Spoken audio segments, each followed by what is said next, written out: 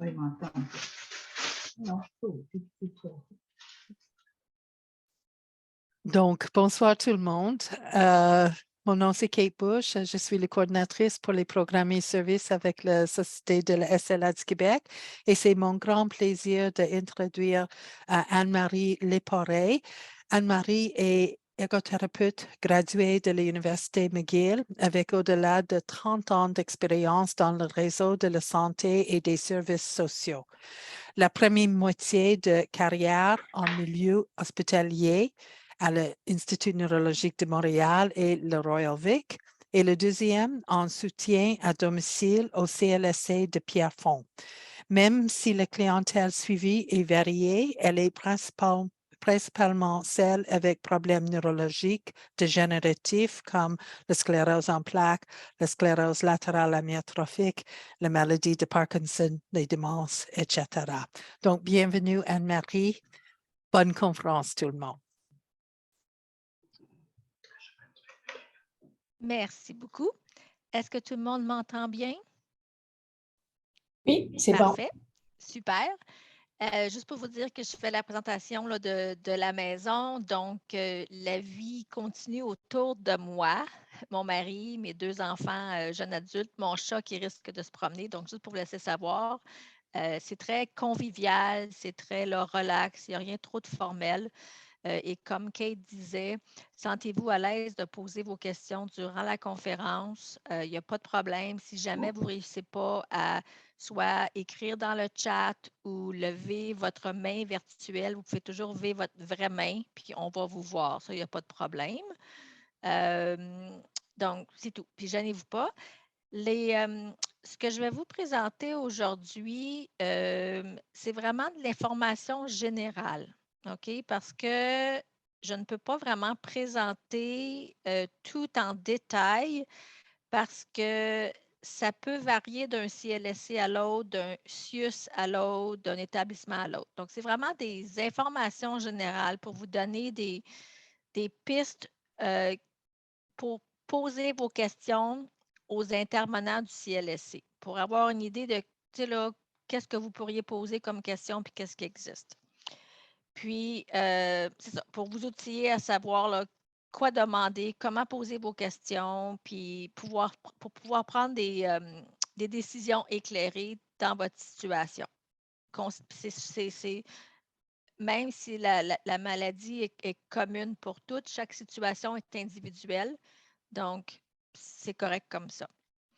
Donc, si je vais voir si ça fonctionne. Mon affaire, je vais aller. Voilà. Ça l'a changé la diapositive, juste pour s'assurer? Oui, parfait. Donc, à quoi s'attendre une fois votre inscription faite au CLSC? Donc, l'entrée au CLSC, OK, donc il y a toujours une réception initiale de la demande, souvent faite soit par la clinique spécialisée, SLA, ou une clinique médicale. Ça peut être un médecin de famille. Généralement, ça pourrait aussi être une demande personnelle, mais généralement, lorsqu'il y a un diagnostic de posé, il y a un corps médical ou une clinique médicale d'impliqué. Donc, c'est eux autres qui font la demande au CLSC. Si jamais ils vous disent, ben là, je vais vous référer à votre CLSC, mais vous n'avez pas d'idée c'est quoi votre CLSC, vous avez ici, puis vous allez voir, il y a, c'est un site, puis c'est un lien actif. Donc, là, je vais partager mon écran de l'autre côté parce que là, je l'ai mis. Attendez, j'arrive. Ça fonctionne-tu? Voyez-vous le... OK, cool. Donc, sur le site du gouvernement du Québec, vous pouvez trouver avec votre code postal votre CLSC le plus proche. OK? Donc, ça peut aussi vous aider à vous guider, à savoir, à demander à votre médecin, mais où vous l'avez l'envoyer, c'est quoi votre CLSC et tout ça. Donc, c'est une façon de voir. Donc, sur la présentation qui va être disponible sur le lien là, de la société SLA, vous allez pouvoir cliquer comme ça, puis ça va vous rendre directement au lien du gouvernement du Québec pour trouver votre CLSC. Donc, je me disais, c'est peut-être une façon facile de faire parce que là, vous savez, avec le système de santé maintenant, les CLSC sont souvent intégrés dans des gros établissements que ce soit les centres intégrés universitaires ou les centres intégrés sans université. Fait que c'est tout gros maintenant. Mais avec ça, au moins, vous allez pouvoir avoir une idée de votre CLSC le respectif. Puis avec les coordonnées, vous allez pouvoir appeler si jamais vous avez des questions.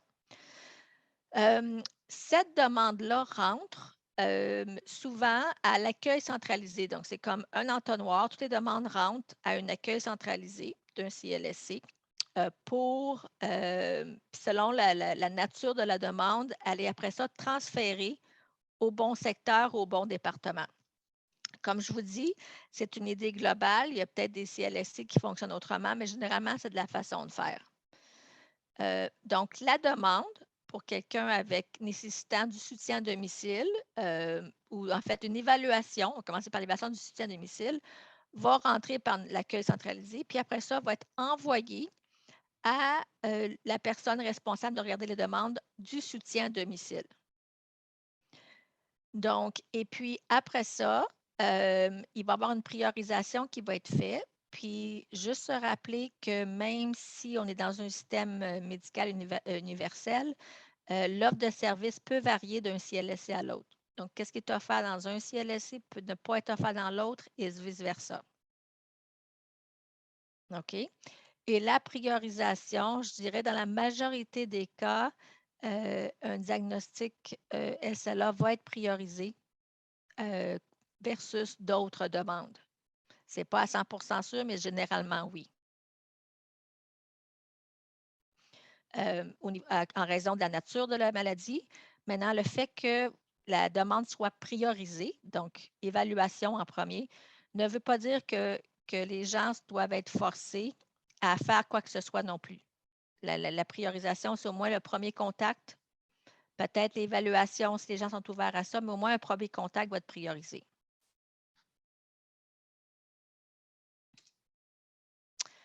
Après ça, Excuse-moi, il y a oui. une question, Madame Vallée-Léger. Oui, je voulais savoir pour le CLSC, est-ce que c'est vraiment la distance du CLSC qu'il faut choisir ou le quartier? Parce que moi, en fait, notre famille, on n'est pas dans le même quartier que... Oh, vous avez un chat, vous aussi. C'est bon, Oui, ça. oui, c'est ça. C'est parce que je viens de voir, on va déménager dans Rosemont, donc ça va être Rosemont, mais finalement, on est plus proche de celui du plateau. Fait que je sais pas, tu sais, comme les quartiers sont tous un peu C'est ça. agglomérés. Chaque code postal est associé à un CLSC. Fait que si votre code postal est associé au CLSC Plateau Mont-Royal, ben, ça va être le Plateau Mont-Royal qui va être votre territoire. Mais là, ils mettent 3. Ils m'en mettent 3. Quand je mets mon code postal, ça met 3. Ben, en tout cas, je les appellerai, mais ça donne par ordre de distance plutôt que par quartier. OK, mais ça va être le plus proche ça devrait être le plus proche de chez vous, je crois. OK. L'adresse, Même si c'est pas le là, même quartier. OK, super. Parfait. Merci. ça devrait. Mais au pire aller, comme vous dites, appelez, confirmer. Mais oui, ça devrait être le plus proche de chez vous. Au génial. niveau, oui. Parfait. Merci beaucoup. De rien. Donc, un coup que le dossier, est assigné, il y a quelqu'un du soutien de domicile qui a dit, bon, je vais assigner le dossier. Donc, le dossier va aller à un intervenant. Et l'intervenant, c'est un intervenant pivot qu'on appelle.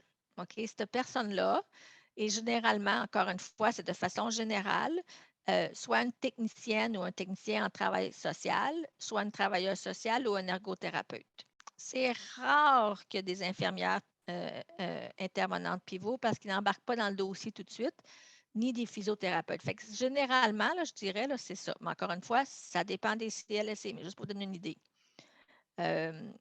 Et puis, lorsque votre dossier est pris en charge, bien là, vous allez recevoir un appel téléphonique, dire bonjour, monsieur, madame Untel, nous avons reçu une référence de XYZ.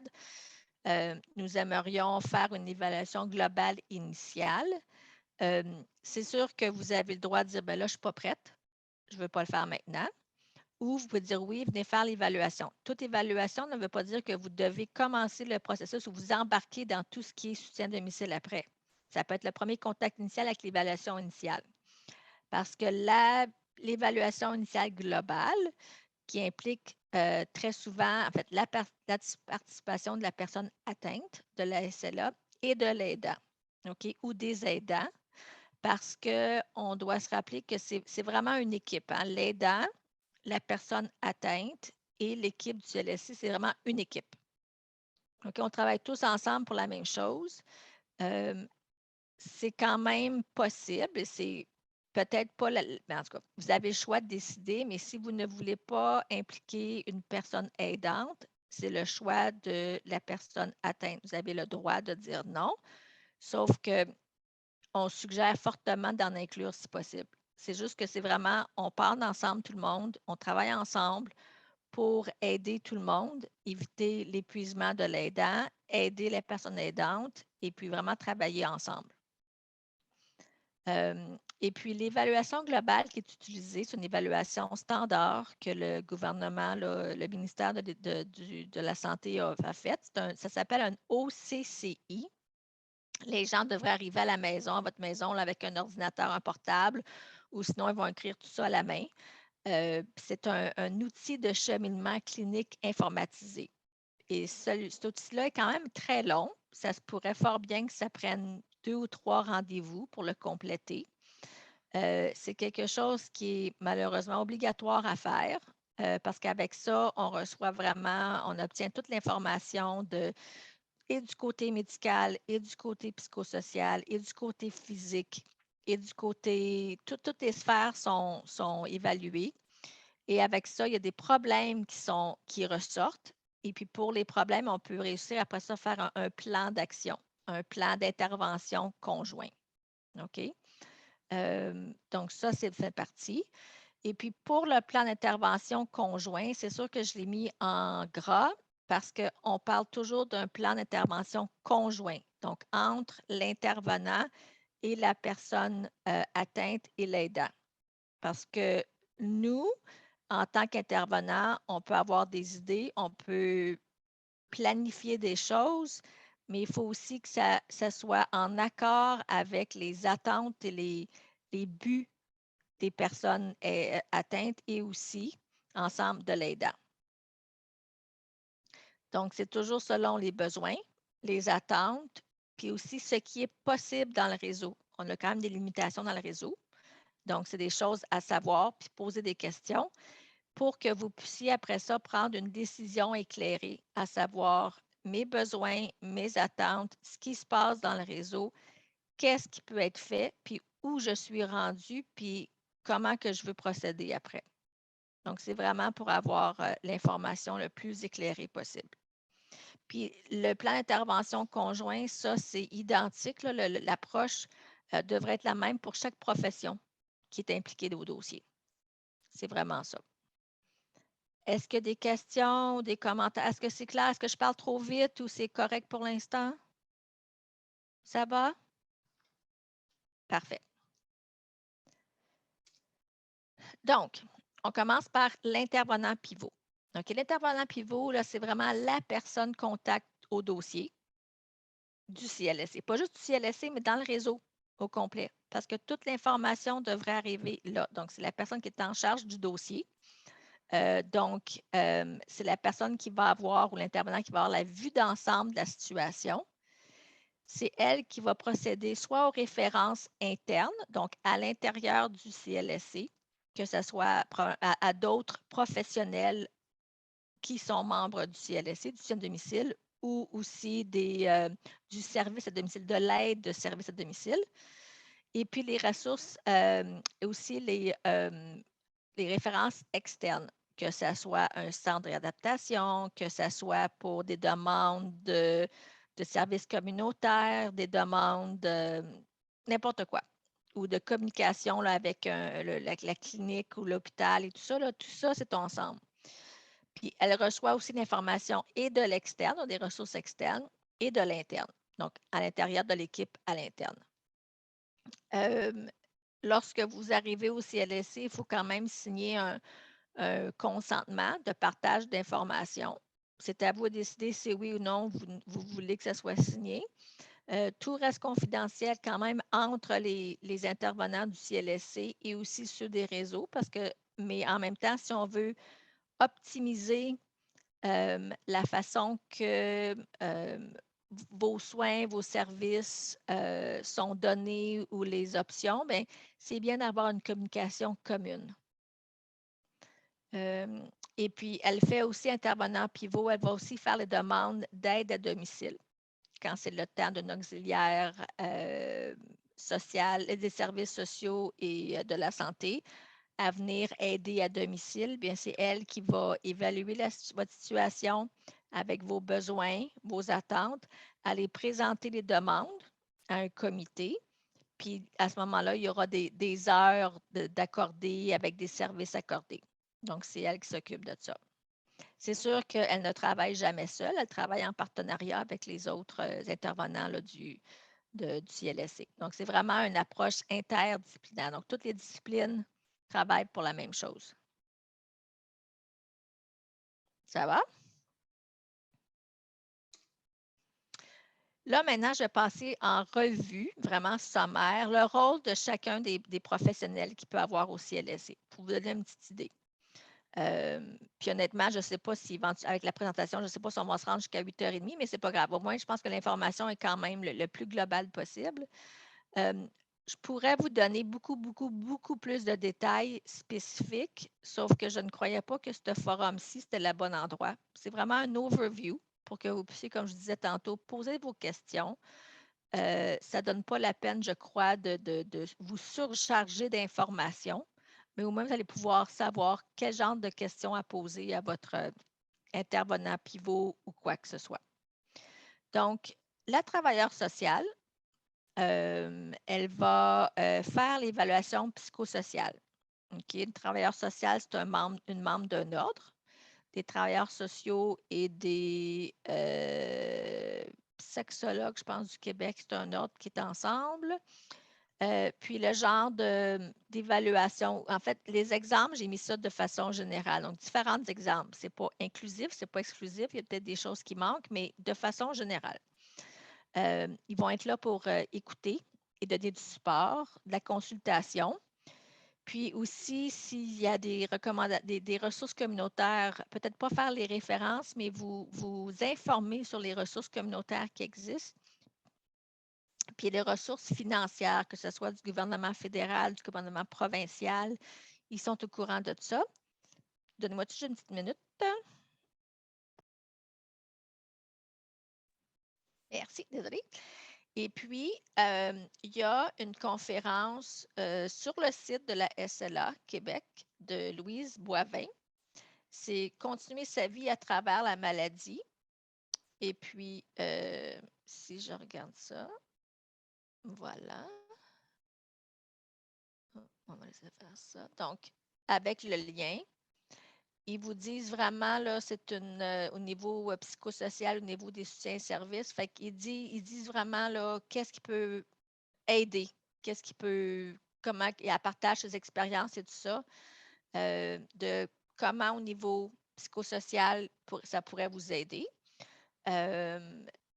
Vous allez selon votre rythme. Vous prenez ce que vous voulez maintenant, vous attendez quoi que ce soit, ça c'est à vous à décider, ça, il n'y a pas de problème. Mais la ressource est là. Maintenant, au niveau de la physiothérapeute ou du physiothérapeute, c'est vraiment au niveau de l'évaluation physique. Ça se peut qu'initialement, ce n'est pas un des intervenants qui vont participer ou qui vont être impliqués dans votre dossier dès le début. Si jamais, disons, la situation ne s'y prête pas ou c'est un petit peu trop tôt, c'est peut-être pas approprié ou nécessaire au début. Mais lorsque la personne va être impliquée à votre dossier, l'évaluation physique va comprendre l'évaluation de votre équilibre, de la force musculaire, de l'amplitude articulaire. Et puis, les exemples d'intervention qu'ils vont pouvoir recommander, c'est des exercices. On s'entend qu'en fait, des exercices, on ne parle pas d'exercices très forts et très puissants, parce qu'avec la maladie, on s'entend qu'il y a déjà une grosse perte de calories et d'énergie qui se dépensent en raison de la maladie. Donc, on ne veut pas non plus là, devenir trop fatigué, mais il y a quand même des choses qui peuvent être faites. Vont probablement regarder si c'est le cas chez vous, l'état des escaliers, comment vous faites les escaliers, avez-vous besoin de barres d'appui, comment ça va, des méthodes montée et descendre ça.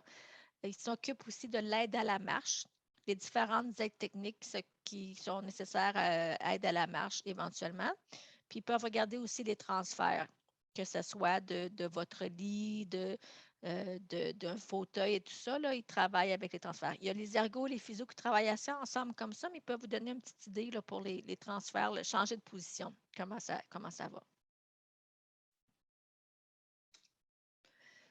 Au niveau de la diététiste, nutritionniste, c'est sûr ici, on parle de l'évaluation nutritionnelle. Donc, s'assurer, bon, ils vont prendre tout votre bilan nutritionnel, qu'est-ce que vous mangez, qu'est-ce que vous ne mangez pas. Ils vont prendre votre poids initialement et tout ça. Puis, au fur et à mesure, au niveau des interventions, on parle de l'équilibre des calories. Parce que avec la maladie là, SLA, le corps lui-même, en raison de la maladie, va brûler beaucoup plus de calories, même si quelqu'un ne fait rien, que sans la maladie. En raison des fasciculations, il y a beaucoup plus de calories qui sont brûlées. Donc, il ne faut pas juste manger des repas équilibrés comme on faisait avant, mais manger encore plus de calories pour compenser les pertes de poids ou la perte de calories. Donc, c'est sûr qu'il y a un suivi de poids qui va être fait. Il pourrait y avoir des suppléments de suggérer pour maximiser l'apport des calories puis optimiser ça. Donc, ce sont des suppléments hypercaloriques. Il pourrait avoir une évaluation de la dysphagie. La dysphagie, c'est la difficulté à avaler. Donc, souvent, la nutritionniste va être impliquée à domicile, évaluer la dysphagie. Est-ce qu'on doit modifier les textures de la nourriture et tout ça? Des liquides. Et souvent, ça implique aussi la participation de l'ergothérapeute. Nous, au CLSC à Pierrefonds, on fait ça ensemble. Donc, la nutritionniste et l'ergothérapeute, on va aller faire les évaluations de comment les gens, disons, avalent. Et puis, c'est sûr que si jamais il y a des méthodes alternatives, alors il y a un suivi qui est fait à la maison par rapport à ça. Et puis, il y a une bonne présentation aussi sur le site SLA d'une nutritionniste qui parle vraiment là, de conférence, là, Optimiser la nutrition dans la SLA. Elle est une nutritionniste de la clinicienne du CUSUM. Puis c'est vraiment bien, là, si vous voulez écouter, là, c'est vraiment, je ne sais pas si vous pouvez le voir, je vais juste donner une petite idée. Ah, justement, c'est c'est Kate qui parle. Fait que là, ben, c'est ça, elle va parler de, bon, ça s'en vient, bon, balance d'énergie.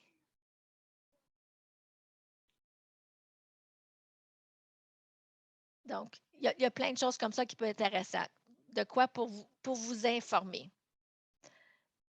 Donc, encore une fois, quand vous êtes prêt, quand ça vous tente, quand vous êtes rendu là, c'est quelque chose, une ressource qui est disponible pour vous. Le médecin, maintenant. Le médecin, généralement, ne commence pas dès le début parce que souvent, les gens ont déjà soit un médecin de famille ou ils sont suivis par une clinique spécialisée, donc ils vont se déplacer pour les rendez-vous médicaux. C'est plus généralement lorsque les sorties sont plus difficiles, le transport est plus difficile. C'est à ce moment-là que le médecin du soutien à domicile va être demandé ou convoqué.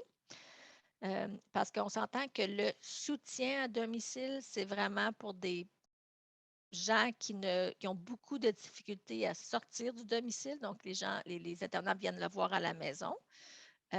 Mais au niveau de la SLA, on va quand même être impliqué dès le début en raison de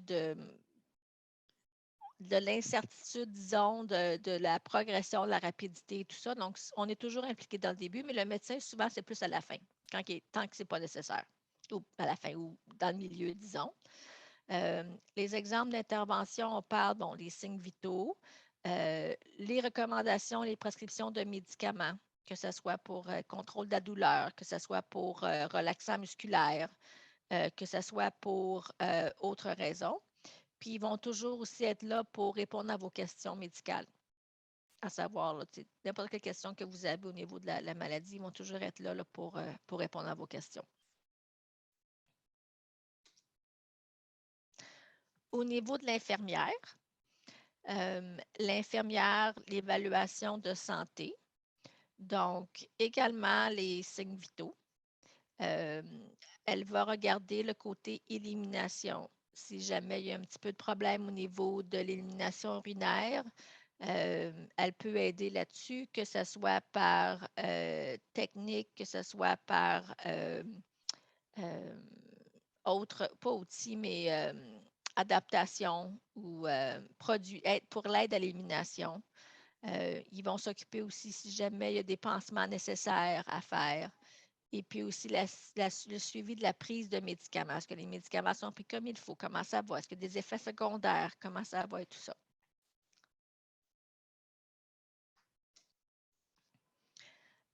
L'auxiliaire aux services de santé et sociaux, et des services de santé et sociaux. Ça, on appelle ça, dans les milieux hospitaliers, c'est des préposés aux bénéficiaires qu'on appelle, mais en CLSC, c'est vraiment des ASSS, donc auxiliaires aux services de santé et sociaux. C'est ces personnes-là qui vont vraiment et assister et prodiguer les soins à domicile. Puis ça, de façon sécuritaire, et pour eux et pour la personne qui les reçoit. Donc, il faut s'assurer qu'ils vont travailler en collaboration avec et les ergothérapeutes et les physiothérapeutes, s'assurer que les équipements sont en place, que la façon que les soins sont donnés sont sécuritaires et qu'est-ce qu'il y en est. Donc, des exemples de soins ici, on parle de l'aide ou de prodiguer pour l'habillage, les soins d'hygiène, les soins personnels, tout ça. Ça pourrait être la préparation de repas, puis même la cuisson. Ça pourrait être aussi la lessive. Encore une fois, ça varie par CLSC. Il y en a des CLSC qui vont dire, ben voici des ressources communautaires pour justement faire ces services-là, ces soins-là, ça dépend. Avec la loi 90, où que les auxiliaires familiales, ils ont la possibilité de superviser et aussi comment prendre des médicaments. Ils peuvent superviser la prise de médicaments, puis ils peuvent administrer aussi la prise de médicaments parce qu'ils sont vraiment supervisés par les infirmières. C'est enseigné par l'infirmière avec l'auxiliaire. Et puis, à ce moment-là, ils peuvent aussi rester là sans l'infirmière pour soit administrer des médicaments ou de la supervision de prise de médicaments. Puis, ils peuvent faire aussi certains soins invasifs, comme ils ont la possibilité de vider. Je pense qu'ils peuvent prendre, qu'est-ce qu'ils peuvent prendre encore? Au niveau des méthodes alternatives, je crois qu'ils peuvent nettoyer quelque chose de nourriture. Ils peuvent aussi, je crois, au niveau du cathéter urinaire, il y a des choses qu'ils peuvent faire. Donc, il y a un petit peu plus de possibilités. Donc, ça enlève un petit peu de tâches aux infirmières. Puis, ils sont vraiment, eux autres, les yeux et les oreilles à domicile. Donc, parce qu'ils sont là souvent. Ils sont souvent là quelques fois par semaine. Et puis, ils peuvent nous rapporter ou rapporter à l'intervenant pivot ou à l'ergothérapeute ou la physiothérapeute des informations qu'ils ont vues à domicile. Okay? C'est sûr qu'il faut toujours qu'ils demandent quand même un consentement à la personne qui observe, mais tout ça pour dire qu'ils sont nos yeux et nos oreilles sur le terrain. OK. Donnez-moi juste une petite minute. Je vous reviens.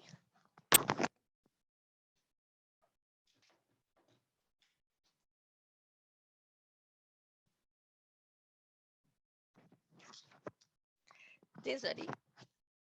Mon chat m'y allait, il voulait rentrer par la porte. Désolée. Maintenant, ergothérapeute. Mais là, vous allez voir, il y a 2 diapositives pour l'ergothérapeute parce que je la connais très bien. Je suis ergothérapeute. Et puis, peut-être pour prêcher pour ma paroisse, l'ergothérapeute est très impliqué, disons, au CLSC avec la clientèle atteinte de la SLA. Donc, c'est pour ça que je le connais très bien, puis on est vraiment là, toujours très impliqués. Donc, le but, puis je ne sais pas si les gens connaissent savent c'est quoi un ergothérapeute, ça fait quoi dans la vie. Donc, l'ergothérapeute s'occupe de regarder la fonction, de comment les gens fonctionnent dans la vie de tous les jours, que ce soit pour les activités quotidiennes Donc, AVQ, activité de la vie quotidienne, et domestique, AVD. Quand on parle d'activité domestique, on parle tout ce qui est nettoyage, lessive, faire à manger, gérer les finances, s'occuper des transports, de se sortir. Tout ça, là, ça, c'est toutes des activités de la vie domestique. Tandis que la vie quotidienne, c'est des besoins de base, des activités de base. Donc, se laver, s'habiller, manger, des soins personnels et tout ça. Donc, on va regarder avec notre évaluation fonctionnelle les activités de la vie quotidienne et domestique. On regarde aussi le côté loisir. Il ne faut pas oublier non plus le côté loisir et le travail, parce qu'il y a des gens qui vont travailler quand même. Donc, on regarde tout ça. On évalue tout ça. Et puis, avec ça, c'est sûr qu'on regarde après ça le plan d'intervention conjoint. Puis, en plus de l'évaluation fonctionnelle, on peut aussi regarder, en fait, on doit regarder le domicile, parce qu'on va chez vous. Le domicile est quand même un aspect très important au niveau de la sécurité de tous. Donc, on va regarder l'accès au domicile. Est-ce qu'il y a des escaliers? Pas d'escaliers. Est-ce qu'il y a des mains courantes? Est-ce qu'il y a une pente pour monter? Est-ce que c'est la largeur de la porte? On va regarder à l'intérieur toutes les pièces, surtout les pièces essentielles où les gens vont aller, mais toutes les pièces, que ce soit sous-sol, l'entrée principale, deuxième étage. Selon l'endroit où vous restez, il y a des endroits où est-ce qu'il y a beaucoup plus de maisons à 2 étages avec les chambres à coucher au deuxième. Il y en a qui c'est des maisons de ville avec juste une petite salle d'eau au rez-de-chaussée, la salle de bain principale au deuxième. Est-ce qu'il y a des escaliers, pas d'escaliers, tapis, pas de tapis? Donc, tout ça à regarder pour, pour voir qu'est-ce que ça en est. Puis après ça, pouvoir avoir une idée de est-ce qu'il y a des choses qu'on doit faire pour intervenir ou qu'est-ce qu'on pourrait faire pour que tout soit plus sécuritaire pour la personne. Puis c'est sûr que ça varie au fur et à mesure du temps. Et puis, c'est ça, mais au moins, on a une bonne idée. Puis, les exemples d'intervention qu'on va pouvoir le faire au niveau de l'ergothérapie, c'est bon, les aides techniques. OK? Il y a des milliers et des milliers d'aides techniques qui existent sur le marché. J'en ai mis aucune ici parce que je ne voulais pas non plus vous bombarder, mais tout existe. OK? Maintenant, à savoir si ces aides techniques-là sont financées par le gouvernement ou ils sont disponibles au CLSC ou vous devez vous les acheter vous-même, mais tout existe. Donc, il y a des aides techniques pour les activités de la vie quotidienne. Il y a de quoi pour aider à se nourrir et à boire, à s'habiller, les soins d'hygiène, les soins personnels, ça existe. Puis l'ergothérapeute est là pour faire l'analyse, puis pour voir essayer de déterminer lesquels pourraient vous être bénéfiques. Puis à ce moment-là, bien, il y a une décision conjointe avec l'usager pour voir si on va de l'avant ou non. Au niveau des activités, oh, j'ai marqué ADL. Oh non, c'est en anglais, désolé. AVQ. OK. Les transferts maintenant, parce que je fais la présentation en anglais la semaine prochaine, désolé. Les transferts, donc, que ce soit pour le lit, vers la chaise, le sofa, le bain et la douche. On va être très impliqué là-dessus. La toilette. Puis aussi le véhicule, il ne faut pas oublier, rentrer, sortir d'une voiture versus une minivan est différent. J'ai l'impression que la présentation va arrêter beaucoup avant 8h30. Hein? Il n'y avait pas d'autre chose? Non, il me semble qu'il y avait d'autres choses. Désolée, parce qu'il me semble qu'il manque une slide. Ah, voilà. Bon, c'est ça. Je dis, voyons, je n'ai pas terminé déjà. On a aussi, bon, pour les activités de la vie domestique. Oui, Madame Allary?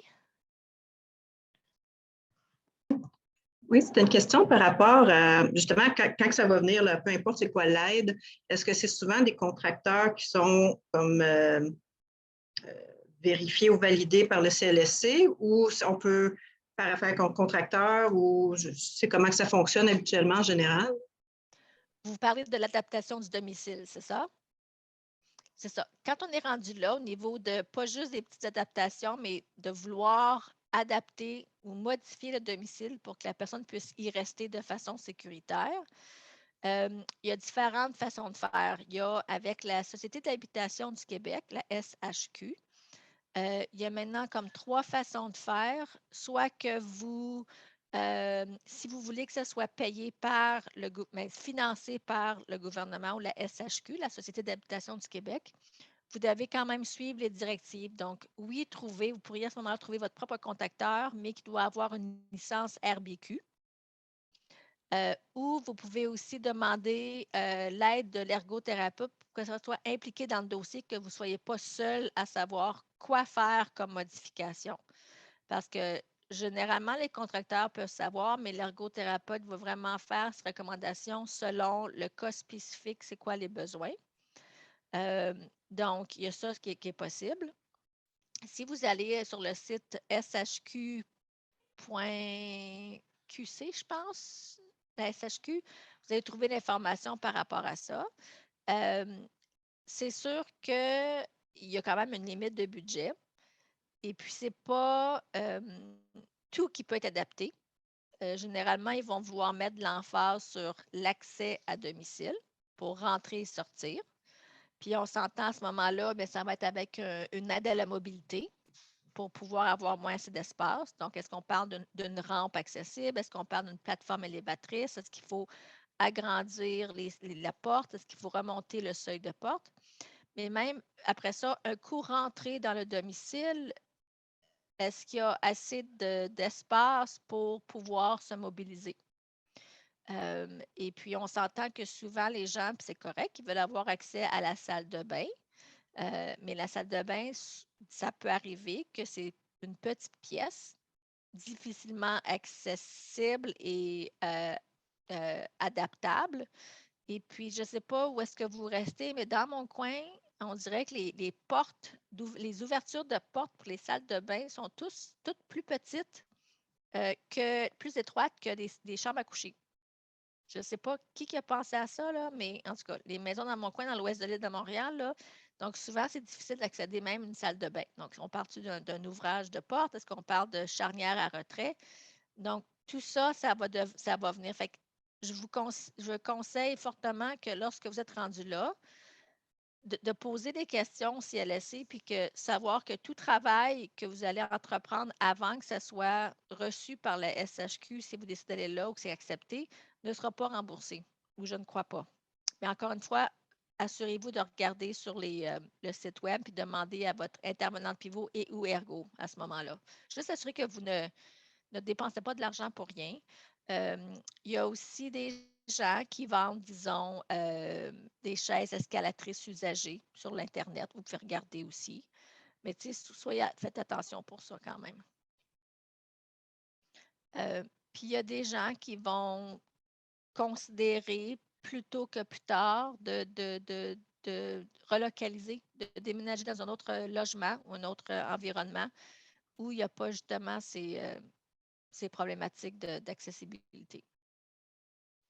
Merci beaucoup. De rien. Puis si c'est quelque chose que vous pensez ou que vous regardez, là, c'est toujours mieux plus tôt que plus tard parce que plus tard, il va y avoir beaucoup moins d'énergie de disponible, beaucoup plus d'autres préoccupations, puis ça ne pourra pas, l'énergie à y mettre dedans ne sera pas là. Non seulement l'énergie physique, mais l'énergie la psychosociale là, ne sera plus disponible. C'est quand même un gros processus. C'est un gros procédé de faire l'adaptation du domicile. Tout revient vraiment sur les dos soit du propriétaire et ou de l'usager. Donc, c'est quand même une grosse démarche à faire. Mais c'est possible. C'est possible. Au niveau de... Excuse-moi. désolée. Oui, Madame Vallée-Léger. Je voulais savoir pour le programme PAD, justement, pour avoir le financement pour des travaux, il faut avoir un accès à un ergothérapeute pour confirmer les besoins, j'imagine, de la personne atteinte, mais est-ce qu'il faut absolument passer par un CLSC ou si les délais sont trop longs, ça peut être des ergothérapeutes privés? Ça peut être définitivement des ergothérapeutes en privé, mais je ne crois plus maintenant avec les règles que vous devez absolument avoir un ergothérapeute pour faire la SHQ. Vous allez voir là, faudrait que je regarde. PAD, c'est la SHQ, c'est le même programme, hein, c'est ça. Oui. C'est ça, puis il y a différents, il y a comme 3 options à la SHQ maintenant. Vous pouvez le faire seul, sans ergothérapeute, ou vous pouvez impliquer l'ergothérapeute. Donc, c'est à vous. Puis selon l'information du site web, là, vous allez pouvoir voir là, qu'est-ce qui est nécessaire ou qu'est-ce qui est préférable dans votre situation. Mais pas besoin, en effet, d'avoir un ergothérapeute du CLSC. Ça peut être un ergothérapeute en privé. Pour ça, vous allez sur l'Ordre des ergothérapeutes du Québec, là, oeq.org. Et puis, vous cherchez à ce moment-là, je veux une ergothérapeute, soutien adaptation du domicile, dans quelle région. Puis là, vous avez une liste d'ergothérapeutes en privé qui va vous apparaître. Et puis, vous allez pouvoir à ce moment-là les contacter au besoin. C'est vraiment pour le soutien à domicile qu'on doit passer par le CLSC, absolument. Exactement. OK. Parce que nous, on est suivi à Lucie Bruno, puis on a accès à toutes ces personnes-là dont vous avez parlé. Est-ce que les informations, le partage d'informations se fait entre tous les intervenants ou il faut recommencer tous les liens avec un nouveau physio, un nouveau médecin, un nouveau tout ça, ou les informations se transmettent? De façon idéale, les informations du centre de réadaptation devraient se retrouver ou se concentrer excusez, à l'intervenant pivot du CLSC. Est-ce qu'il y a un dossier d'ouvert au CLSC quand même? Bien, c'est comme là, on vient juste d'acheter une nouvelle maison plus adaptée. Donc, ils ne voulaient pas nous prendre le CLSC parce qu'on n'avait pas la nouvelle adresse. Mais là, je viens de me rendre compte que c'est le même CLSC finalement. Fait qu'on a perdu 3 mois parce qu'ils ne voulaient pas nous prendre. Mais comme on n'est pas allé si loin que ça, finalement, c'est le même. Mais est-ce qu'on peut choisir un CLSC? Parce que là, moi, je vois qu'il y en a 4, je suis comme au milieu de 4 CLSC ou c'est celui vraiment le plus proche. C'est vraiment le plus proche. Puis en les appelant ou en appelant l'information ou le soutien à domicile comme tel, là, vous demandez quand vous appelez un numéro, appelez les 4, dites, bon, je voudrais avoir le soutien à domicile, puis vous dites, bon, voici mon adresse. Est-ce que je fais partie de vous? Ils vont vous dire, c'est vraiment par adresse, puis généralement, c'est le plus proche de chez vous qui est votre CLSC. Okay. Super. À ce moment-là, oui, l'information, parce qu'on ne veut pas non plus que les gens aillent à répéter. Donc, généralement, en ayant un intervenant pivot, si vous donnez vous donnez la permission, écoutez, voici mes personnes à qui je fais contact, à qui je travaille ou impliquées au dossier de Lucie Bruno, voici le numéro de téléphone. On vous donne la permission d'entrer en contact avec eux autres pour justement pas avoir à répéter, mais je vous garantis que l'évaluation initiale de OCCI, la grosse évaluation, va falloir que vous la passiez puis répéter probablement différentes informations. Ça, malheureusement, ça fait partie de ce qui nous est demandé.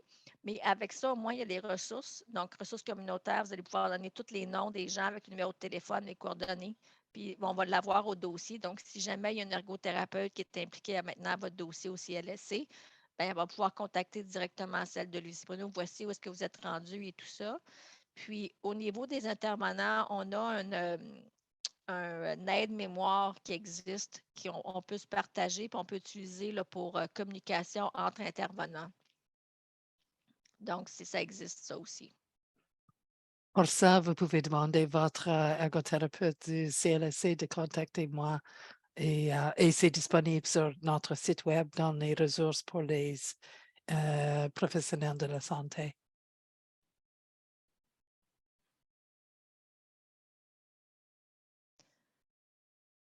Donc, est-ce que ça répond à votre question, Mme Vallée-Léger? Oui, c'est ça, parce qu'il y a aussi des pivots pour l'hôpital aussi, mais eux vont se parler. Oui. Les 2 pivots vont se parler, les 2 ergos vont se parler. Dans un monde idéal, oui. Parfait. Mais malheureusement, avec le milieu de la santé qu'on a, il est tellement gros le système, ça se pourrait fort bien que la communication ne se fasse pas. Pas parce que les gens sont méchants ou mauvais, c'est juste que soit qu'ils n'ont pas le temps, qu'ils sont surchargés, ou c'est juste que ça n'a pas fonctionné. Fait que ça pourrait que vous ayez à répéter, mais un coup que vous êtes vraiment bien comme connu de votre intervenant pivot du CLSC, c'est elle ou c'est lui qui devrait vraiment tout gérer la situation. Là, OK, super. Merci beaucoup. Mais ne jamais, jamais gêner. Là, vous allez voir en dernier, là, jamais gêner de poser vos questions, de redemander. C'est vous qui êtes en charge. Là, fiez-vous pas non plus toujours à ce qui vous est dit. Posez des questions, re-questionner. C'est correct, ça. Il n'y a pas de problème là-dedans. Je vous entends pas. Vous m'entendez pas? M'entendez-vous maintenant?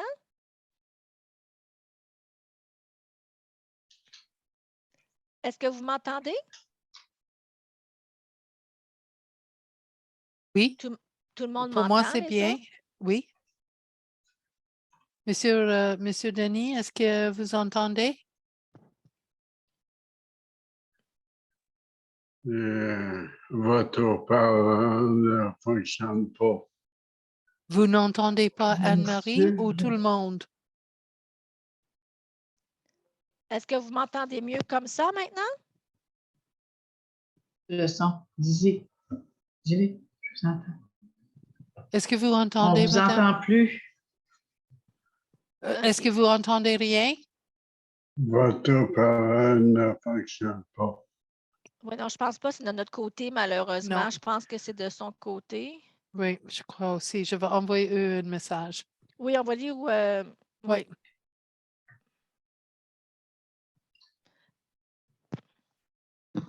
On va lever la main. Ils nous entendent vraiment pas, pauvres eux autres. Parfait. Je vais laisser. En fait, je vais prendre une petite pause de 5 minutes. Là. Il n'en reste pas tant que ça. Fait qu'on a bientôt fini. Là, puis après ça, on pourra regarder. Fait, je vais juste attendre de s'assurer qu'ils peuvent répondre, peuvent nous entendre. Je ne sais pas s'ils vont réussir même à lire le mot.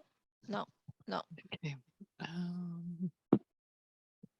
Peut-être, demande-leur, ils peuvent se sortir et se rebrancher, peut-être, se reconnecter. Au Oui. pire aller, là, on va attendre, ce n'est pas la fin du monde.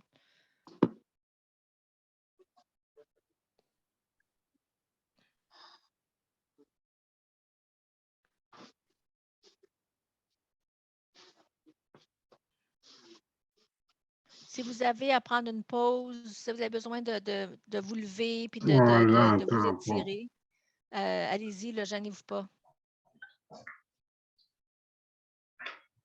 Avec les historiens, Claire? Non.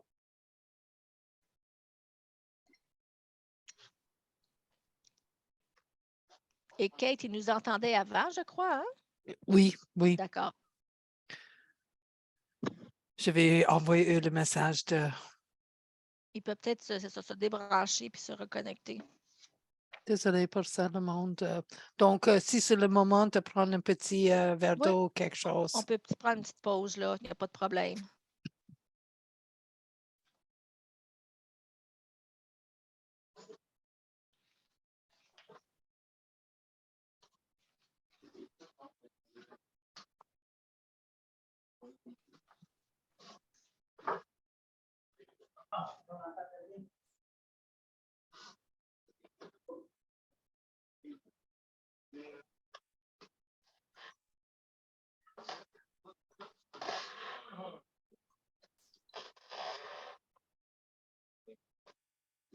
Audio, là, ça, là.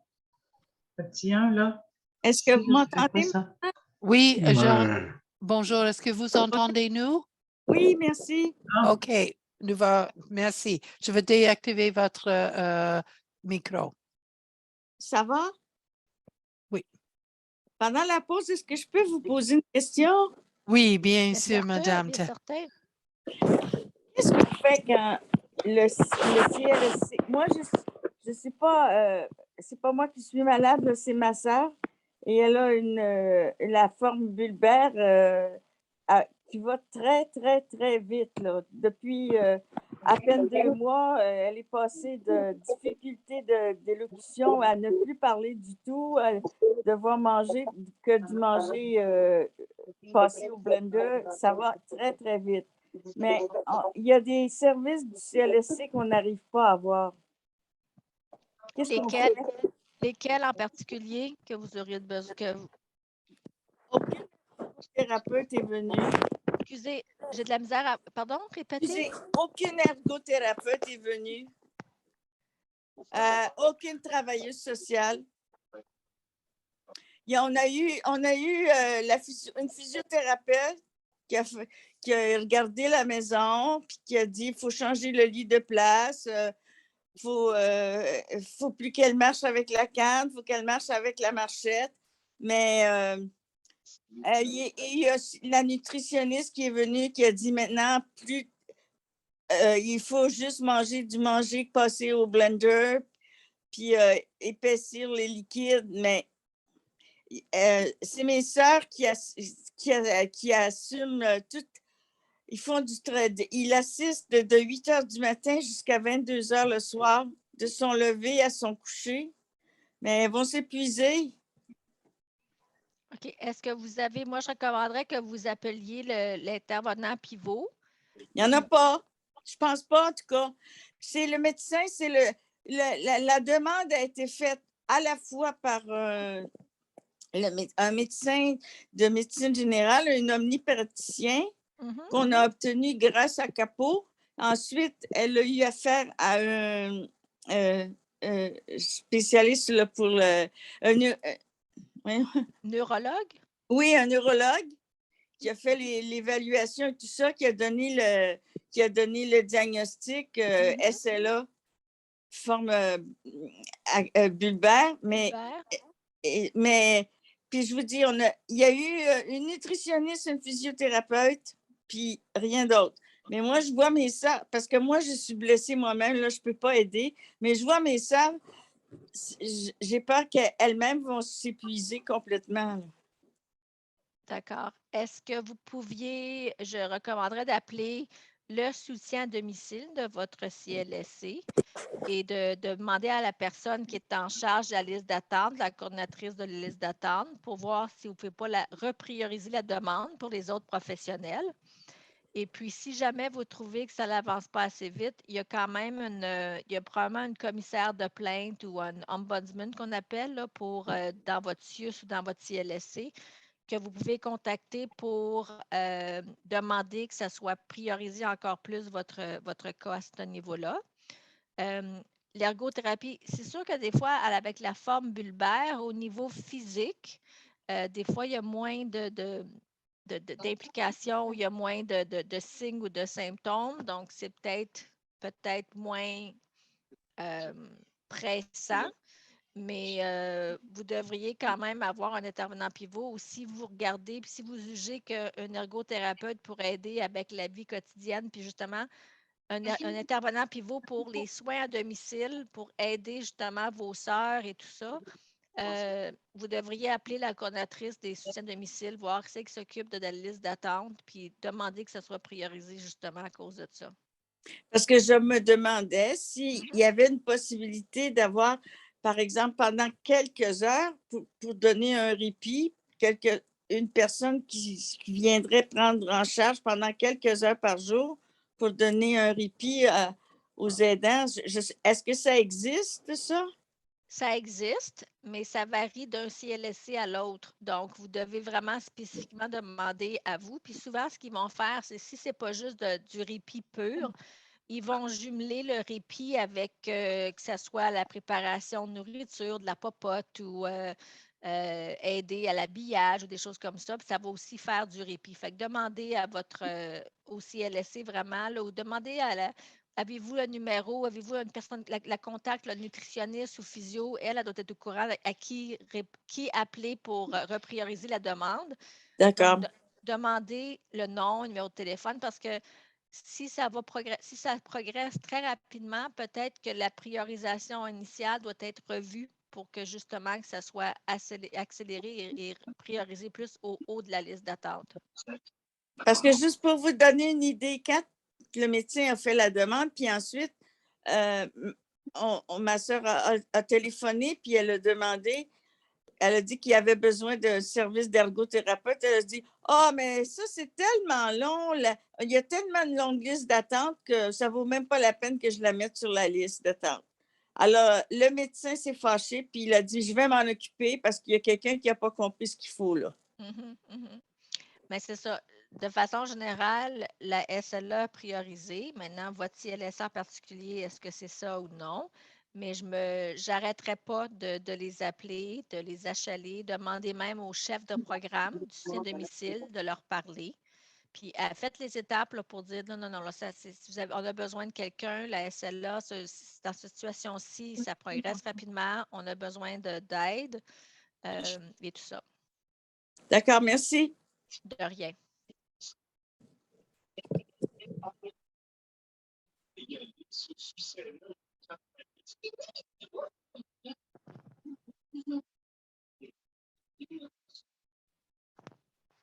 Merci, Kate.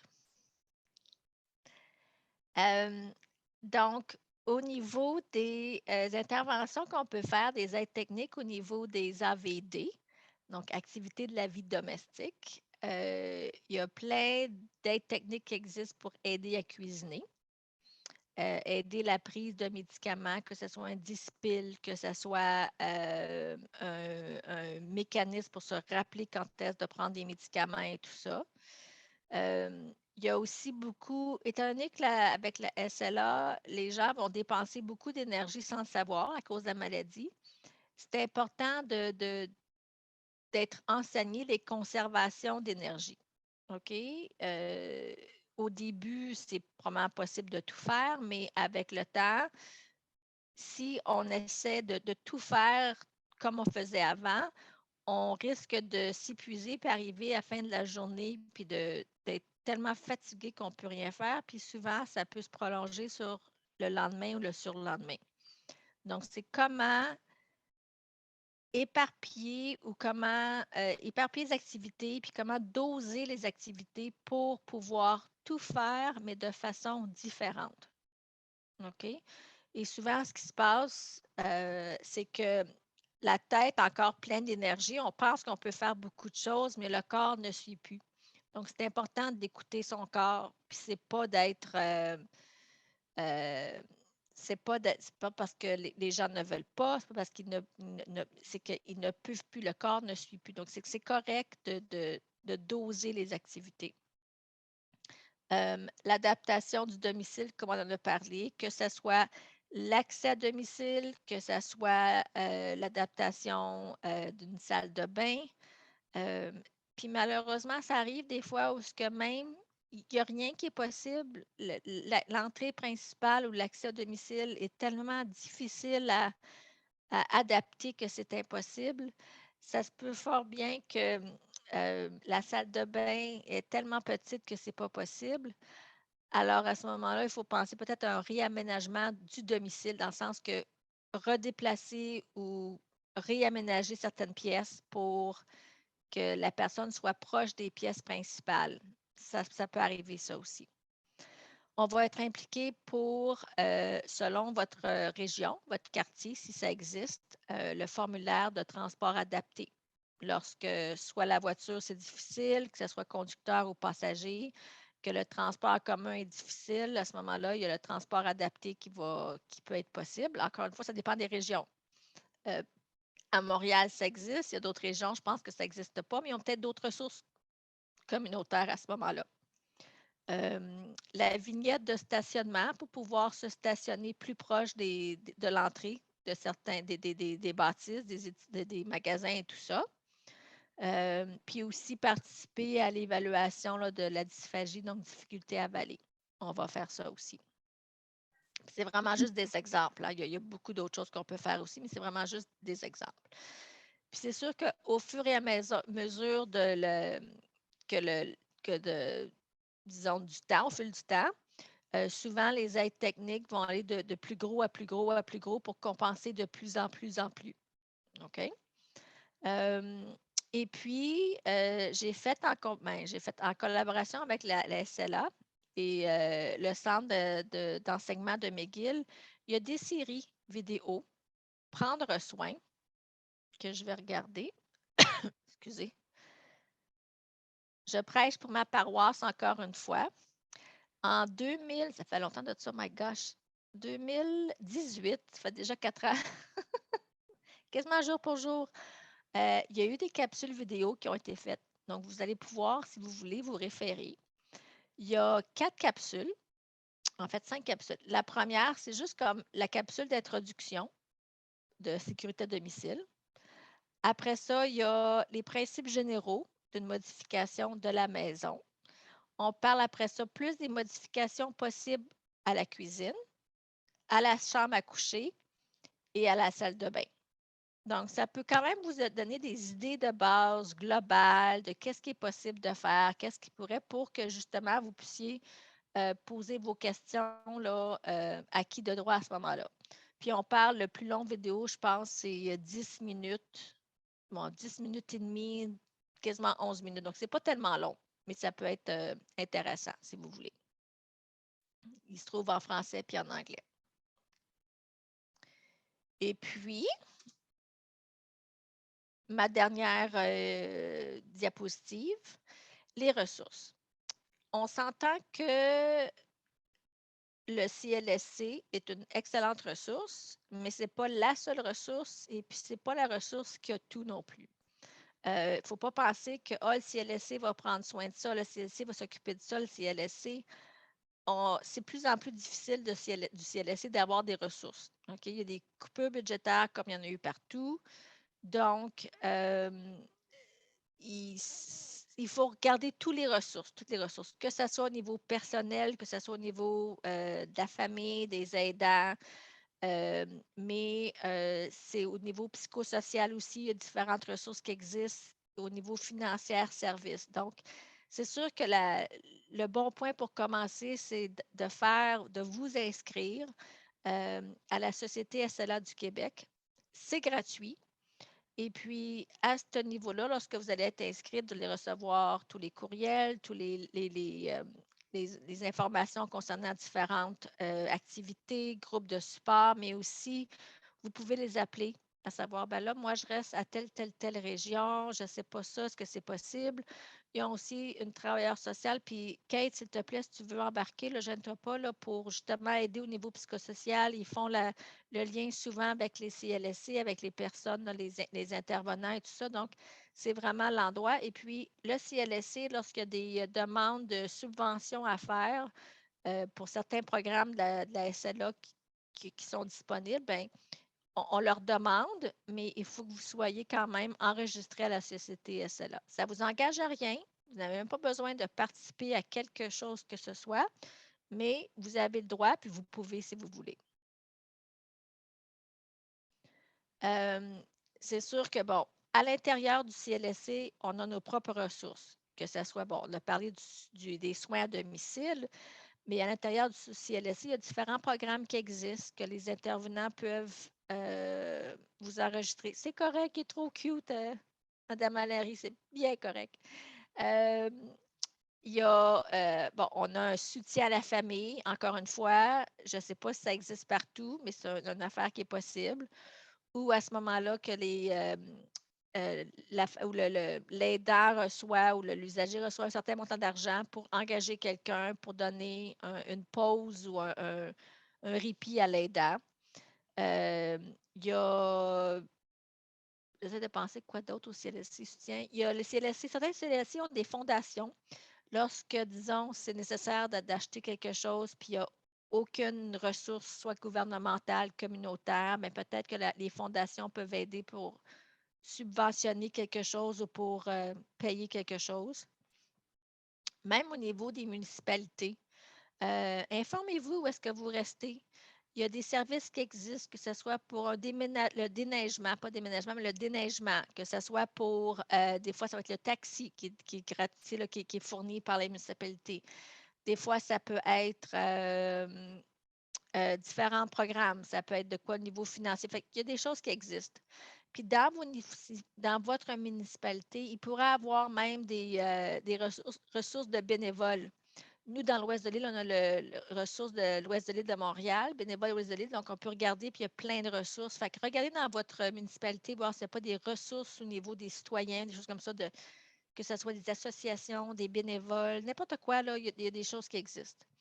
Ça pourrait même des loisirs adaptés, ça peut être, des fois, ça peut être juste faire un appel, s'assurer que tout est correct. Il y a plein de choses qui existent.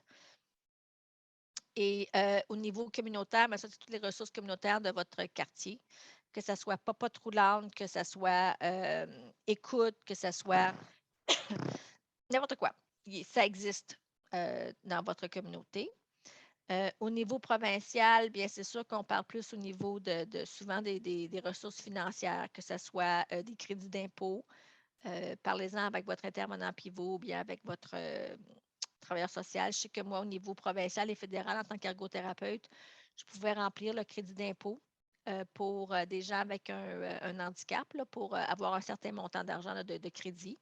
Très facile à faire, pas de problème. Puis moi, je ne charge rien. Il y a des médecins qui vont vouloir remplir ça, puis ben, ils vont charger un montant là, pour remplir des formulaires, mais généralement, nous, on ne charge rien.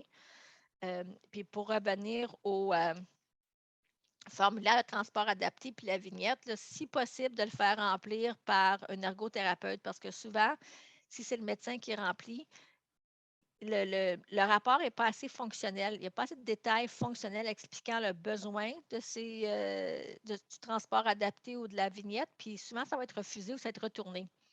Fait que si vous avez un ergo au dossier, ou même, je crois que la physio peut répondre, allez avec ça plus parce que c'est. Puis je ne pense pas qu'on charge, nous, en tout cas, nous, au CLSC, on ne charge rien.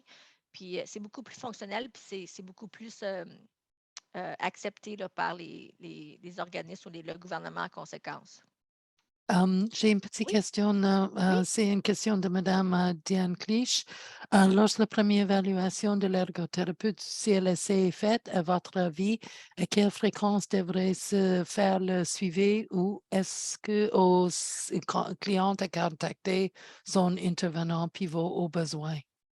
Non, lorsque vous avez déjà fait un premier contact avec l'intervenant particulier, que ce soit un ergothérapeute, un physio, un travailleur social, la fréquence va être décidée ou va être discutée entre l'intervenant et l'usager. Ce ne sera pas l'intervenant pivot qui va regarder ça.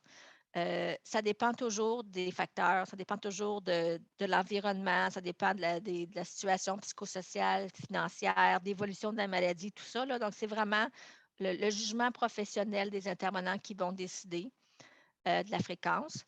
Un instant, s'il vous plaît. Désolée encore une fois. J'ai quelque chose qui me chatte. Désolée. C'est pourrait que des fois, on voudrait les voir plus souvent, mais en raison de notre charge de travail, ce n'est pas possible. Mais on va vraiment, là, comme je dis, moi, dans l'ouest de l'île, la SLA, le diagnostic, est vraiment priorisé. Puis il va passer, disons, avant d'autres diagnostics, surtout si, disons, l'évolution va plus rapide, disons, que d'autres choses. Fait que c'est vraiment c'est le jugement professionnel. Fait que oui, ça peut être une fois par semaine, ça peut être 2 fois par semaine, ça se peut que l'ergothérapeute dise, écoutez, là, je voudrais vraiment vous voir la semaine prochaine. Puis la personne peut dire, non, je ne veux pas vous voir, je ne suis pas prête. C'est correct. Je veux dire, ça va attendre quand la personne va être prête. On ne peut pas forcer à quelque chose. Ça, c'est dans ma dernière diapositive. Si vous vous sentez pressé ou forcé, c'est correct de dire non. Mais en sachant que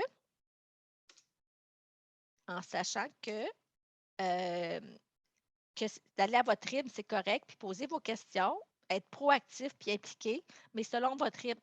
Sauf que c'est votre choix de décider, soit d'aller de l'avant, de refuser, si vous êtes chez vous, ou d'attendre. Mais qu'en autant que votre décision soit éclairée. Donc, c'est quoi les avantages de ce que je dis, je ne suis pas prête maintenant? Ça va donner quoi? C'est-tu bien, c'est pas bien? Mes inconvénients, ça va dire quoi en bout de ligne que je dis non? Puis mes conséquences. Les conséquences, c'est plus les inconvénients. Ça va quoi? C'est que si quelqu'un dit, je ne suis pas prête encore à avoir telle aide technique, je ne suis pas prête. Sauf que l'intervenant dans sa tête, là, assez que le délai du système peut être long. OK? On n'a pas les équipements ou les aides techniques ou les services comme ça, comme on voudrait. Malheureusement, on est pris dans un système. Fait qu'on va essayer d'être proactif sans bousculer les personnes, mais en sachant que plus les gens attendent, puis ça, c'est leur choix, plus qu'il reste qu'à avoir des périodes plus aiguës de crise où est-ce que, ouch, j'aurais aimé ça que l'équipement soit là, mais il n'est pas là. OK? Donc, c'est balancer, faire l'équilibre entre les deux. Qu'est-ce que les gens sont prêts dans leur démarche, dans leur, c'est ça, dans leur pas développement, là, mais dans leur des étapes qu'ils ont à faire, Expérience. expérience, des étapes à faire exactement, versus les limites du système. Même chose pour les centres d'adaptation. Pour, disons, un fauteuil roulant. Les fauteuils roulants, ça ne se font pas, ou tout ça ne se fait pas en 2 semaines. OK? Les gens de centre d'adaptation vont venir faire une évaluation à domicile, mais juste déjà là, il faut se mettre une liste de cliniques de fauteuils roulants. Ça peut prendre jusqu'à 3 mois avant d'avoir notre place. Après ça, on parle d'un autre 2 mois pour le fauteuil roulant. Fait que, tu sais, juste penser qu'il y a des délais. Il y a des équipements qui sont obtenus beaucoup plus rapidement, c'est correct, mais il y en a d'autres qui ont des délais. Fait que c'est toujours faire l'équilibre entre être prêt et les délais. Puis poser des questions. Mais écoutez, là, si je dis non maintenant, là, combien de temps tu penses que ça va prendre avant d'avoir ça quand je vais dire oui? Puis là, ben, ils vont vous dire, ben, puis selon les régions, ben là, ça risque de prendre 3 mois. Oui, OK. Mais d'abord, dans 1 mois, on peut en discuter, puis, tu sais, c'est des choses comme ça à regarder. Puis au niveau fédéral, bien, c'est sûr qu'il y a aussi les crédits d'impôt, mais il y a aussi différents programmes là, au provincial et fédéral là, pour les aidants naturels, des gens qui ont 70 ans et plus, qui sont aidants. Il y a des programmes qui existent de support, de soutien. Donc, ça, vraiment, là, c'est intéressant. Puis ça va être soit que vous faites votre propre recherche sur le site Internet ou vous appelez la société SLA, vous demandez à votre intervenant pivot de vous donner l'information, les ressources, là, ça existe. C'est sûr qu'il faut toujours passer aussi par, commencer par les assurances privées si les gens ont ça, soit assurance collective du travail, assurance privée.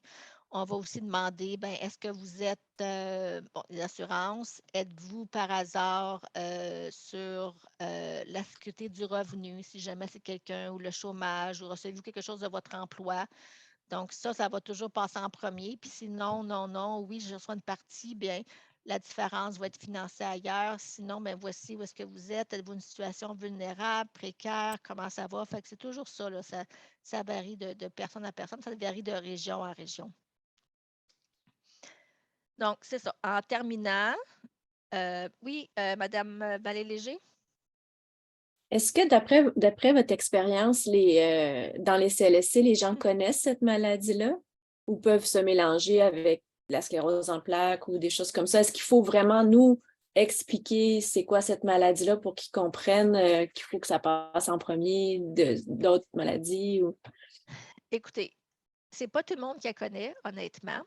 Les gens avec le moins d'expérience, c'est pas parce qu'ils veulent pas, mais souvent, ils n'ont pas la formation, l'éducation. C'est pas quelque chose, honnêtement, quand on sort de l'université, il faut dire, moi, ça fait, mon Dieu, 33 ans que en fait, 30 ans que j'ai terminé, mais je me souviens pas d'avoir vu comme une maladie en particulier. Tu sais, on faisait vraiment un overview de général, là. Bon, c'est quoi le Parkinson, sclérose en plaques, tout ça. Mais moi, j'ai vraiment appris beaucoup lorsque j'étais dans le milieu hospitalier avant de rentrer en CLSC. Dans le milieu hospitalier, j'en ai vu de toutes les maladies neurologiques. Puis après ça, j'ai passé au VIC avec les maladies plus au niveau des personnes âgées. Mais j'en ai vu tellement que j'ai beaucoup appris. Fait que là, en CLSC, j'ai vraiment une bonne idée de à quoi m'attendre dans ma tête, où est-ce qu'on s'en va. Et puis, c'est à moi, après ça, de juger avec mon usager, ma personne, comment ils sont prêts à recevoir l'information? Sont-ils rendus au point? Puis souvent, on va avec les questions qui nous est posées. Les questions d'ordre plus général, je ne pense pas que les gens sont prêts encore à avoir toute l'information. En fait, je vais répondre de façon générale aussi. Mais lorsque les questions sont plus spécifiques, plus en détail, sont plus poussées, là, je pense qu'ils sont peut-être prêts à faire ça, fait que je vais le faire aussi. Mais ce n'est pas tout le monde, en effet, qui connaît ça. Malheureusement, il y a beaucoup de... les nouvelles, les techniciennes en travailleurs sociaux, les travailleurs sociaux non plus, qui n'ont pas le background médical, qui vont vraiment savoir c'est quoi une sclérose latérale amyotrophique. Est-ce que je peux dire quelque chose, Oui, Anne-Marie? vas-y, oui, s'il te plaît, Kate. Madame Vallée-Léger, nous avons aussi le soutien pour les professionnels de la santé aux sociétés de la SLA. Donc, il y a une section de ressources pour eux. Si avec votre expérience, vous pouvez juste demander à eux de contacter nous, que nous pouvons envoyer eux l'information sur la maladie. Ils peuvent participer dans nos conférences, etc. Nous avons des programmes spécifiquement pour des intervenantes pour aider leur praxis. Donc, si la personne qui prend soin de la personne dans votre famille, selon vous, n'a pas beaucoup d'expérience avec le SLA, c'est certainement possible qu'ils peuvent avoir l'information et les ressources pour eux de connaître mieux, qu'ils peuvent faire mieux avec vous.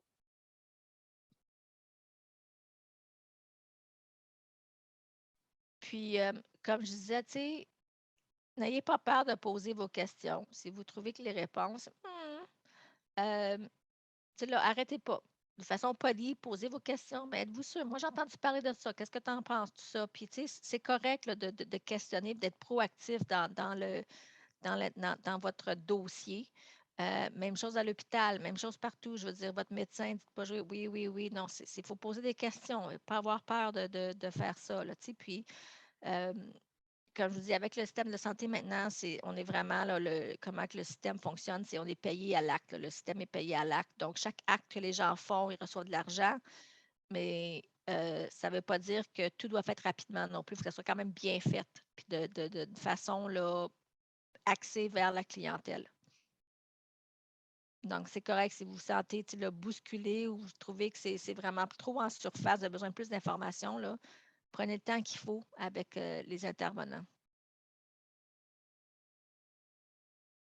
C'est sûr qu'avec moi, avec ceux qui ont beaucoup plus d'expérience, ben, ils peuvent aussi mieux répondre, puis ils peuvent aussi dire au système, wow, le système ralentit, là, je n'ai pas terminé avec mes interventions, il faut que je finisse ce que j'ai à faire de la bonne façon aussi, là, tu sais. C'est ça. Donc, en fait, c'est tout. Puis, juste pour ne pas oublier que l'équipe, en fin de compte, c'est non seulement les intervenants du CLSC, mais c'est aussi la personne atteinte et puis de préférence l'aidant. C'est tout le monde ensemble. On travaille tous ensemble pour ça. Mais en même temps, si la personne aidante dit, écoute, j'ai besoin de parler à tel intervenant toute seule, je ne veux pas que mon aidant soit au courant. Nous, notre client ou notre personne, c'est la personne atteinte. Donc, il faut qu'on respecte ses désirs aussi. Mais on va recommander plus que ça soit toujours discuté avec l'aidant le plus possible là, parce qu'on travaille tous ensemble pour la même chose. Puis, tu sais, j'ai parlé, c'est ça, il y a beaucoup de ressources pour la personne atteinte, mais il ne faut pas oublier non plus l'aidant là-dedans. Il y a plein de ressources pour les aidants. Il faut penser à l'aidant, il faut penser à elle ou à lui, parce que si l'aidant venait à être trop épuisé, trop malade, il n'y aurait personne à ce moment-là ou presque personne qui aiderait la personne atteinte. Donc, c'est vraiment pour ça que je dis, c'est que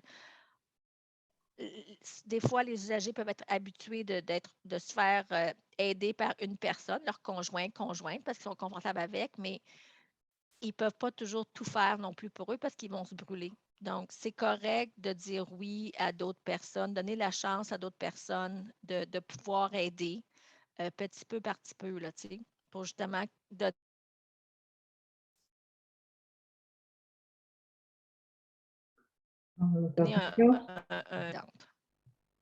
voilà.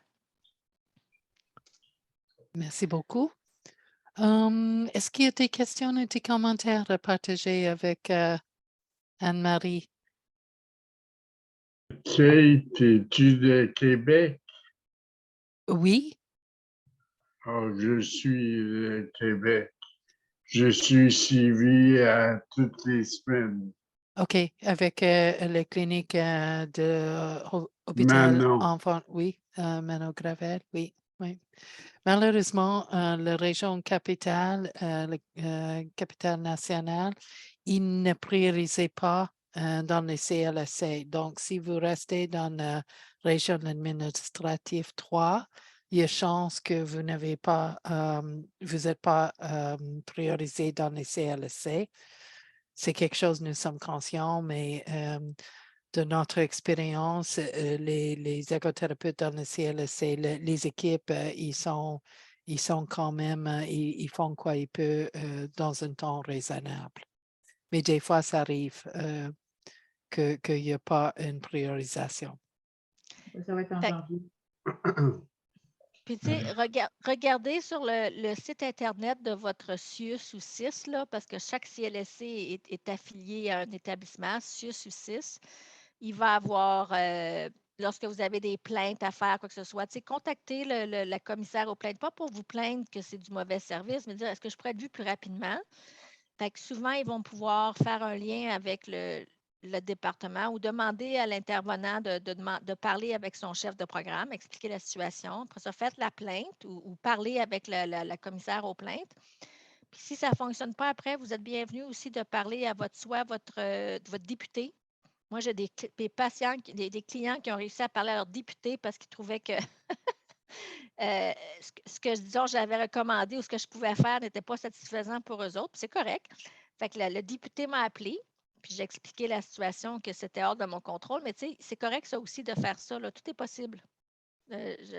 Puis malheureusement, ça ne sera peut-être pas avec votre médecin qui appelle le CLSC et dit écoutez, là, ça n'a pas d'allure, il faut qu'il soit vu. Là. Ça, des fois, souvent, ça ne fonctionne pas. Mais sinon, faites vos propres démarches avec et le gestionnaire ou le chef de service et le commissaire aux plaintes ou bien le député pour être pris en charge ou bien pour être suivi, tout ça. Là. Moi, ça va être au mois de janvier. OK. Bien, écoutez, c'est quand même pas pire. On pense quand même le mois de décembre, bon, il y a quand même les fêtes qui s'en viennent aussi, là, tu sais. Mais en même temps, si vous voyez, puis c'est pour n'importe qui, que la situation change drastiquement, rappelez-les parce qu'à ce moment-là, ça va leur donner une nouvelle information, de reprioriser encore plus, puis peut-être au moins de faire une première visite ou un premier suivi avant les fêtes. Parce que tout peut changer rapidement, on ne sait pas, hein? C'est pas comme ça peut être. J'ai un protocole, OK, vous faites partie d'une le recherche? sirop. OK. OK. Parfait. J'ai dans la gorge, moi. Oui. OK. Puis, tu sais, lorsque l'ergothérapeute va venir vous voir, c'est l'ergothérapeute qui s'en vient, c'est ça? Oh, ça va être au mois de janvier. Demain, j'ai un rendez-vous. Ben, bébé. Puis vendredi matin, c'est mon souffle. OK.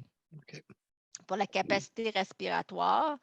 Là, je peux vous entendre, puis encore une fois, c'est juste de l'extérieur. Là, je veux dire,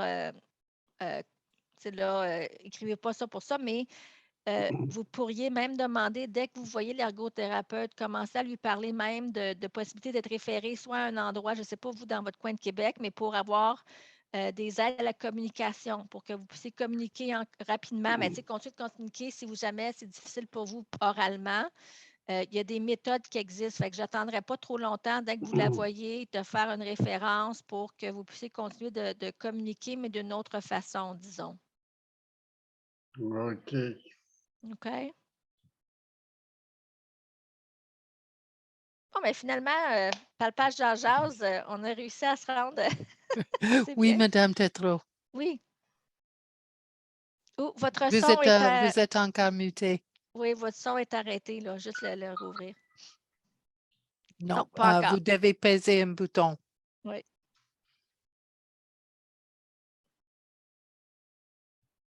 Non, non, pas encore. Presque. Elle est en train de le faire. Oui. Oui, parfait. Bon, parmi les intervenants que vous avez nommés, vous n'avez pas nommé de psychologue. Est-ce qu'il y en a quelquefois? Parce que je prends le cas de ma sœur, là, dans l'espace de 3 mois, elle a dû faire des deuils épouvantables. Et maintenant, elle ne peut même plus s'exprimer. Puis la semaine passée, le médecin lui a demandé de choisir entre l'aide médicale à mourir, la médecine active ou les soins palliatifs. C'est épouvantable pour elle de faire ce choix-là parce que c'est trop vite, là. Elle est partie de Québec, abandonné son appartement, ses amis, ses activités.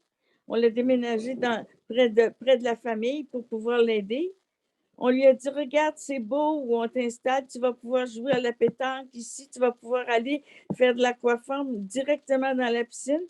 il n'y a rien de ça qui va être possible parce que ça déboule, elle ne parle plus du tout. Alors, il me semble que même pour ces aidants, avoir un soutien psychologique, ce serait formidable. Est-ce que ça existe? Disons que les psychologues en CLSC se font de plus en plus rares. Mon expérience, c'est lorsque j'ai commencé, là, 17 ans au CLSC, ça existait, comme on pouvait les référer aux psychologues. Maintenant, les psychologues vont vraiment avoir plus des cas de santé mentale suicidaire ou tentative de suicide, vraiment des cas plus aigus. Mais je ne dis pas que dans votre région, dans une autre région, ça n'existe pas. Je demanderai à votre intervenant pivot de regarder est-ce que c'est quelque chose qui peut être fait. Les psychologues, nous, ils ne se déplaçaient pas au domicile non plus, il fallait les voir, donc ce n'est pas tellement utile. Mais c'est pour ça qu'il y a soit des travailleurs sociaux qui peuvent être du dossier, qui peuvent justement faire ça. Mais pour au niveau du deuil, puis le suivi, le counseling, le psychosocial, là, c'est très difficile, honnêtement. Je ne sais pas, Kate, toi, de ton côté, si vous avez des ressources ou des choses comme ça, mais Mais sinon, nous avons une équipe formidable des intervenantes psychosociales. Geneviève qui est là est une de eux. parfait.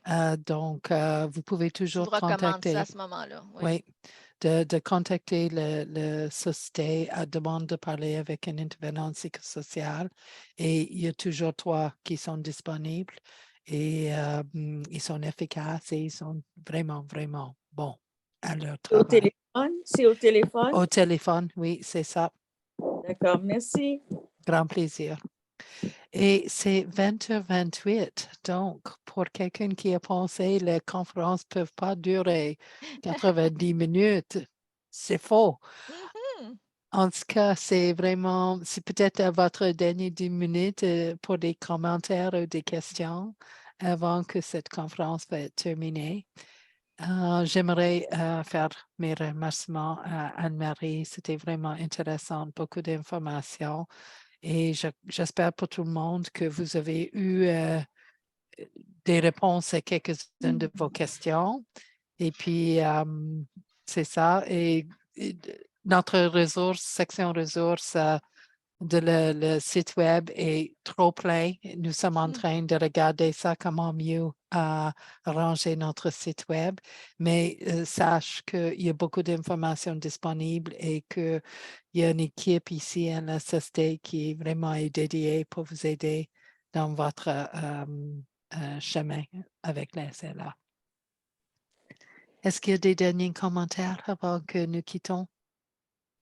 Moi, je dois dire que j'ai adoré vous parler. La conférence, c'était comme si on était c'est parfait, un petit groupe comme ça. Puis c'était vraiment tu sais là, questions-réponses, ça, là, j'ai vraiment adoré. Si jamais vous avez des questions plus particulières ou que votre CLSC ne peut pas vous répondre, mais passez par Kate, puis elle pourra acheminer vos questions, m'acheminer vos questions, mais ne pas se gêner de poser vos questions. Là. Soyez proactifs. Si ce n'est pas la personne atteinte, au moins l'aidant, c'est d'être 2 ensemble puis de ne pas arrêter de poser des questions, c'est correct. Exactement.